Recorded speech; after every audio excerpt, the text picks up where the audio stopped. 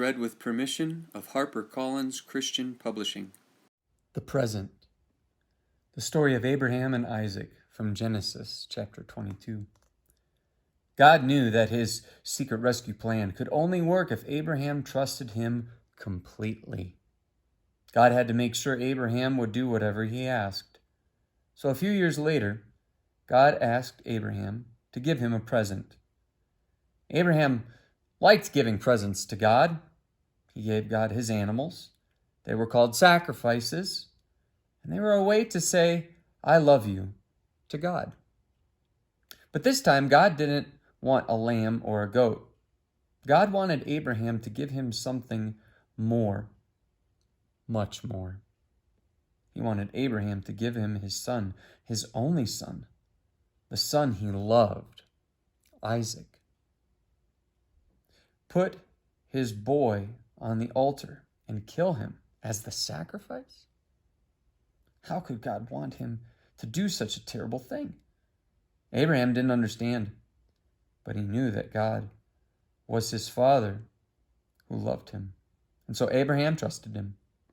Early the next morning, Abraham and Isaac set off. They climbed the steep, stony trail up the mountain. Isaac carried the wood on his back. His father carried the knife and the coals. "Papa," Isaac said, "we have everything except we forgot the lamb for the sacrifice." "God will give us the lamb, son," Abraham said. They built an altar and laid the wood on top. Abraham asked his son to climb on top of the wood. Isaac didn't understand, but he knew his father loved him, and so he trusted him. He climbed up onto the altar, and Abraham tied his boy to the wood. Isaac didn't struggle or try to run away. He just lay there quietly and didn't make a sound. Everything was ready. Abraham took the knife. Tears were filling up his eyes. Pain was filling up his heart. His hand was shaking. He lifted the knife high into the air. "Stop," God said. "Don't hurt the boy. I want him to live and not die. I know now that you love me because you would have given me your only son." Abraham felt his heart leap with joy. He unbound Isaac and folded him in his arms. Great sobs shook the old man's whole body. Scalding tears filled his eyes. And for a long time, they stayed there like that, in each other's arms, the boy and his dad.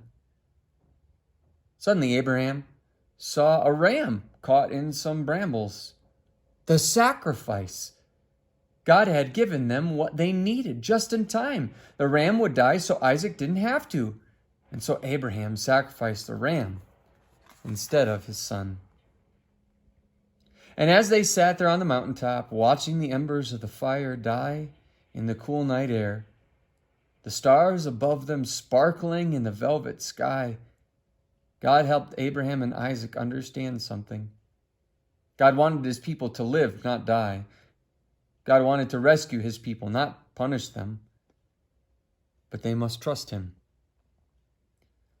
"One day someone will be born into your family," God promised them, "and he will bring happiness to the whole world."